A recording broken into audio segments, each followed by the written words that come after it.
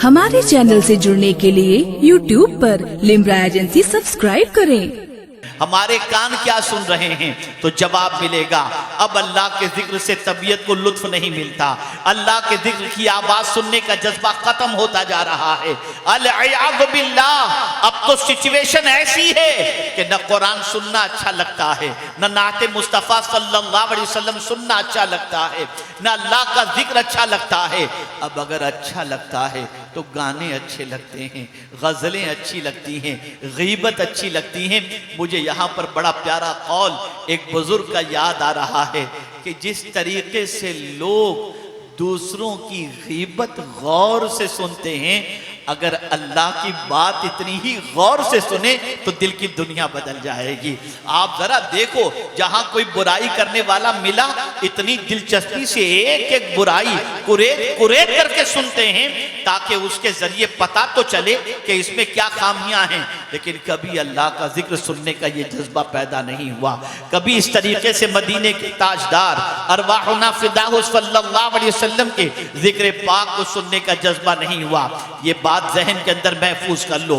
ये कान है ना, कान जिससे जो जी में आता है सुनते हो, अल्लाह इन कानों के बारे में क़यामत में सवाल पूछेगा। और सुन लो, मैं आपको बहुत सारी कान के मुताल्लिक टिप्स दे सकता हूं। पूरे वजूद की नसों का ताल्लुक इन दोनों कानों से है। आपकी कमर में दर्द है, उसका ताल्लुक यहां की नस से है। कौन सी जगह पर आप दबाएं जिसकी वजह से आपके कमर का दर्द ठीक हो सकता है, पूरा ताल्लुक। आपको शायद याद नहीं होगा, अब तो वो दौर खत्म हो चुका। पहले के जमाने में बच्चा जब सबक याद करके नहीं सुनाता था तो उस्ताद उसके कान को ऐंठते थे। जानते हैं क्यों? इसलिए कि कान का ताल्लुक दिमाग से है। जैसे ही कान को इस तरीके से किया जाए तो उसके दिमाग की नसें खुल जाया करती। और अगर आप कान की बनावट को देखें और उसमें मौजूद अल्लाह अज़्ज़ व जल्ल की कुदरत को देखें तो खुदा की कसम आपका दिल पुकार उठेगा, जैसा मेरा रब है वैसा कोई हो ही नहीं सकता। उसकी तख्लीक का क्या कहना। ऐ रसूल आज़म सल्लल्लाहु ताला अलैहि वसल्लम के दीवानों, इन कानों से कुरान सुनो। अल्लाहु अकबर। ये बच्चे जो आज फारिग होने वाले हैं, जिनको दस्तार दी जाने वाली है, जिनको सनद दी जाने वाली है, जानते हैं इन्होंने कुरान सुनने में वक्त गुजारा है, कुरान पढ़ने में वक्त गुजारा है। अल्लाहु अकबर। आज का मुसलमान पूरी दुनिया में चीख चीख कर कहता है, हमारे ऊपर रहम करम की बारिशें नाजिल हों। हम अल्लाह से रहम की भीख मांगते हैं। खुदा की कसम, तुम्हें भीख मांगने की जरूरत भी नहीं पड़ेगी अगर तुम एक काम कर लो। एक काम करोगे, तुम्हें अल्लाह से रहम करम की भीख मांगने की जरूरत पेश नहीं आएगी। मौला खुद तुम पर रहम करम की बारिशें नाजिल फरमाएगा। किस बुनियाद पर, किस चीज की बुनियाद पर? तो मेरा रब फरमाता है, इज़ा क़ुरिअल क़ुरआन फ़स्तमिऊ लहू व अंसितू लअल्लकुम तुरहमून। जब कुरान पढ़ा जाए तो चुप रहो और खामोशी के साथ कुरान सुनो। अगर तुम कुरान सुनोगे तो अल्लाह तुम पर रहम करम की बारिशें नाजिल फरमा देगा। लेकिन क्या आज हमारी कौम कुरान सुन रही है? नहीं, गाने सुन रही है।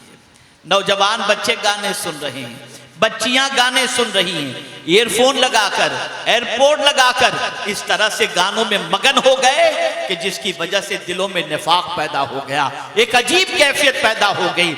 अब अजीब हालात से मुसलमान गुजर रहे हैं। मैं आपको बताऊं, कुरान सुनने की बात है तो मुझे हजरत अब्दुल्ला इब्न मसऊद रज़ियल्लाहु ताला अन्हु का एक इरशाद याद आता है। इरशाद फरमाते हैं कि आक़ाए करीम सल्लल्लाहु अलैहि वसल्लम ने मुझसे इरशाद फरमाया, अब्दुल्ला मुझे कुरान सुनाओ। हजरत अब्दुल्ला इब्न मसऊद अर्ज़ करते हैं, या रसूल अल्लाह सल्लल्लाहु ताला अलैहि वसल्लम, कुरान तो आप पर नाजिल हुआ, मैं आपको कुरान सुनाऊं? तो मेरे आका सल्लल्लाहु अलैहि वसल्लम ने फरमाया, कुरान दूसरों से सुनना भी मुझे अच्छा लगता है। जिस पर कुरान नाजिल हुआ वो तो कुरान सुनना पसंद करता है। और आप और हमारा हाल क्या है? हम कुरान सुनने से बिल्कुल गाफिल हैं, कुरान पढ़ने से गाफिल हैं, कुरान सीखने से गाफिल हैं। एक ऐसी जिंदगी हमारी गुजर रही है कि जानवर से भी बदतर हमारी जिंदगी बन चुकी है। हमारे पास कोई मुस्तकबिल का प्लान नहीं है, हमारे पास ताबनाकी के सिलसिले में कोई मंसूबा नहीं है। हम तो बिल्कुल शैतान के पैरोकार इस तरीके से बन चुके हैं कि जो शैतान कहता है वो करते हैं। जानते हैं अल्लाह को कौन सी दो आवाजें नापसंद हैं?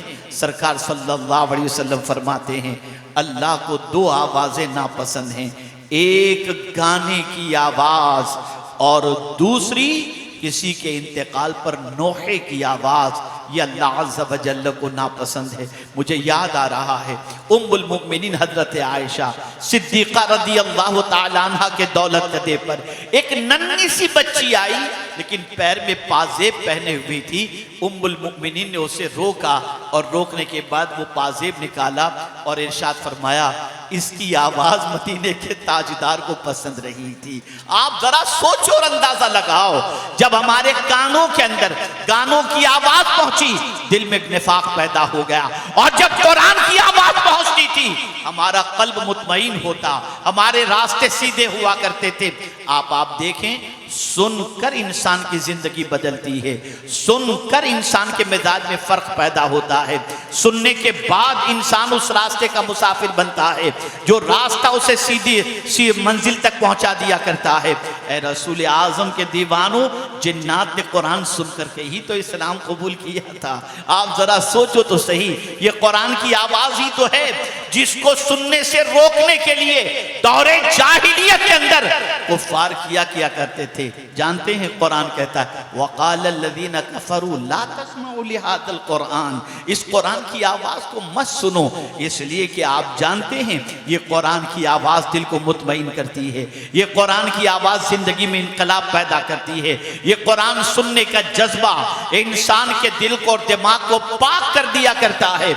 लेकिन मुझे बड़े अफसोस के साथ ये कहना पड़ता है, हम अगर किसी का इंतकाल हो जाए तो मरने वाले के इसाले सवाब के लिए कुरान पढ़ते हैं कि इसके सवाब से मरने वाले को फायदा पहुंचेगा। काश कि ये ख्याल भी और ये जज्बा भी बेदार हो जाता कि जिस तरह से कुरान का फायदा मरने वाले को पहुंचता है जिंदे को भी पहुंचा करता है। जिंदा भी कुरान पढ़ता और कुरान सुनता तो उसकी ज़िंदगी बदल जाया करती। ए रसूल आज़म सल्लल्लाहु अलैहि वसल्लम के दीवानों, बस एक फ़िक्र देकर मैं अपनी गुफ्तगू को इसलिए ख़त्म करूँगा कि वक्त में इतनी गुंजाइश नहीं परमिशन के एतबार से कि मैं और आगे तक गुफ्तगू ले जा सकूँ। आज उठने से पहले ये दो बात जहन के अंदर बिठा करके उठें, कान और आंख। मैं सवाल पूछूंगा, आप जवाब देंगे। कान किसने अता किया? बोलिए। अरे बोलेंगे तो सवाब ही मिलेगा ना, अल्लाह का नाम लेंगे तो। जरा बुलंद आवाज से, कान किसने अता फरमाया? अल्लाह ने। सुनने की ताकत किसने दी? आंख किसने दी? देखने की ताकत किसने दी? अल्लाह ने। अब मैं आपसे पूछना चाहता हूं, आप तस्लीम भी करते हैं कान अल्लाह ने दिए, आंख अल्लाह ने दी। अल्लाह ने फरमाया मैं दोनों इसलिए ये चीज़ें दिया हूँ कि मैं तुम्हारा इम्तिहान लेना चाहता हूँ कि सुनते क्या हो और देखते क्या हो। बस ये वाज़ेह लफ्ज़ फजअलना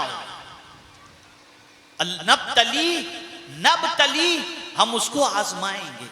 फजअलनाहु समीअन बसीरा, और हमने उसको सुनने वाला और देखने वाला बनाया।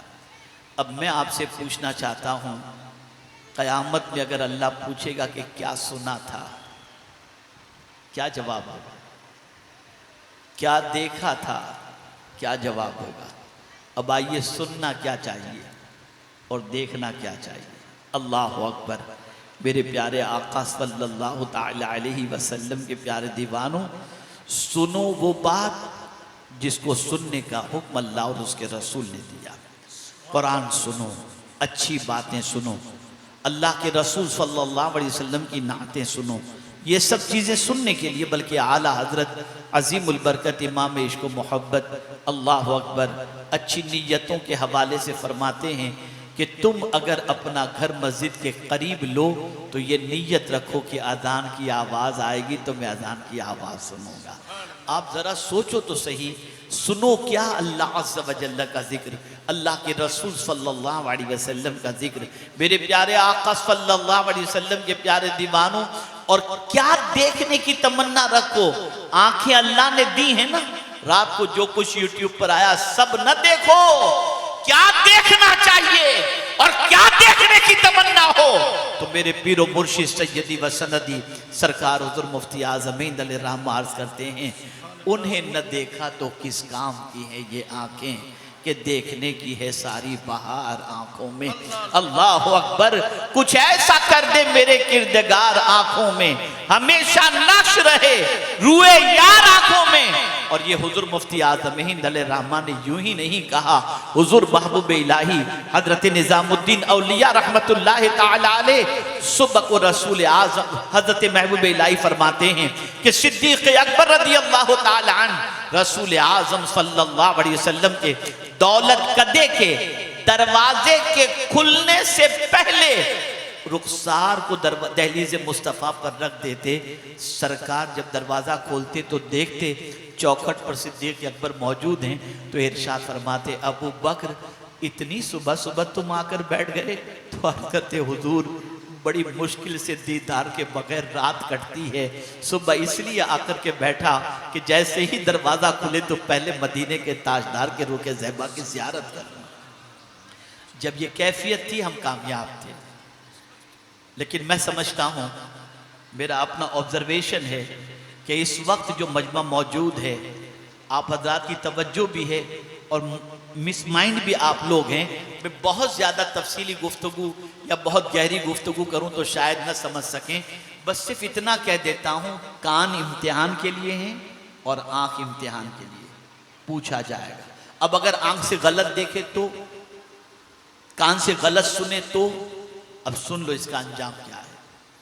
आक़ाए करीम सल्लल्लाहु अलैहि वसल्लम इरशाद फरमाते हैं, जो शख्स अपने कान से उन बातों को सुनता है जिन बातों को सुनने के लिए अल्लाह ने मना फरमाया, आक़ाए करीम सल्लल्लाहु अलैहि वसल्लम फरमाते हैं, उनके कान के अंदर जहन्नम का पिघलाया हुआ शीशा डाला जाएगा। अल्लाह अल्लाह।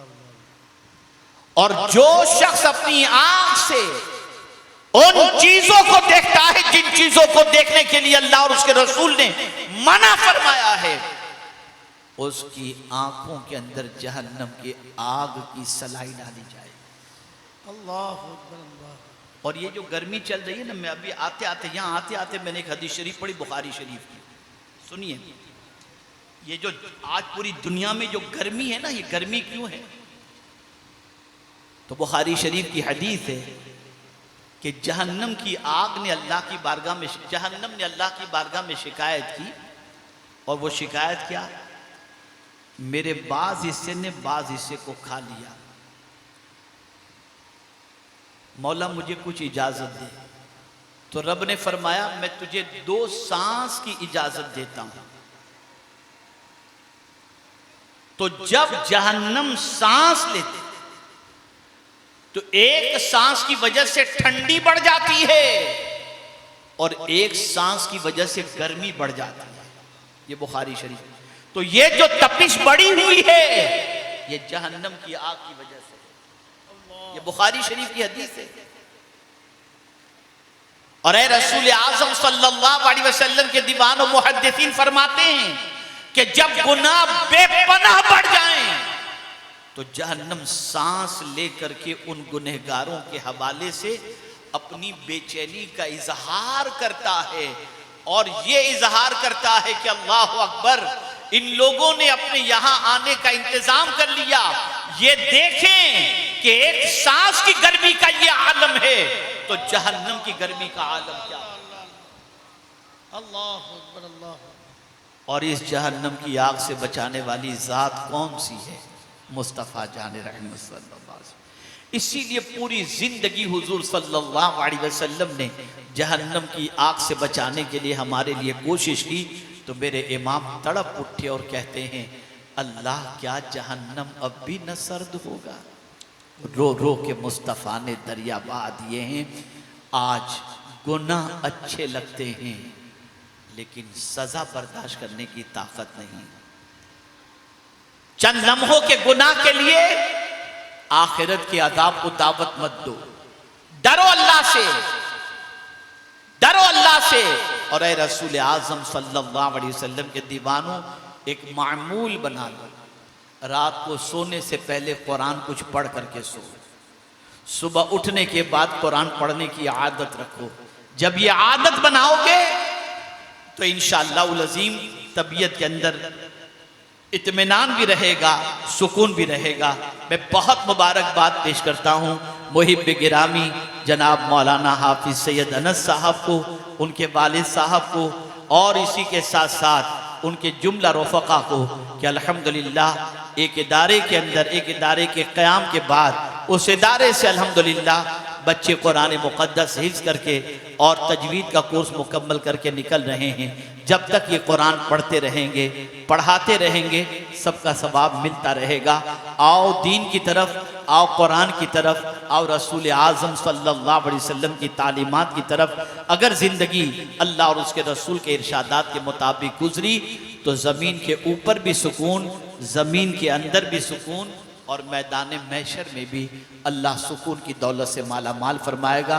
इन्हीं कलिमात खैर पर मैं अपनी गुफ्तगू को ख़त्म करता हूँ और फिर जाते जाते एक अर्ज़ कर दूँ, आँख और कान इम्तिहान के लिए हैं। ज़रा संभल जाइए और ज़रा सोचिए कि क्या देख रहे हो और क्या सुन रहे हो। सुनने से पहले भी गौर कर लेना और देखने से पहले भी गौर कर लेना। देखना हो तो कुरान देखो, देखना हो तो माँ बाप के चेहरे को शफ़क़त व मोहब्बत से देखो, उलमाए बाअमल के चेहरे की ज़ियारत करो, आबे ज़मज़म में देखो, कुरान मुक़द्दस को देखो, खाने काबा को देखो और गुंबद खतरा को देखो। अल्लाह हम सब पर करम की नज़र फरमाए। वमा अलैना इल्लल बलागुल मुबीन। अस्सलामु अलैकुम व रहमतुल्लाहि व बरकातहू।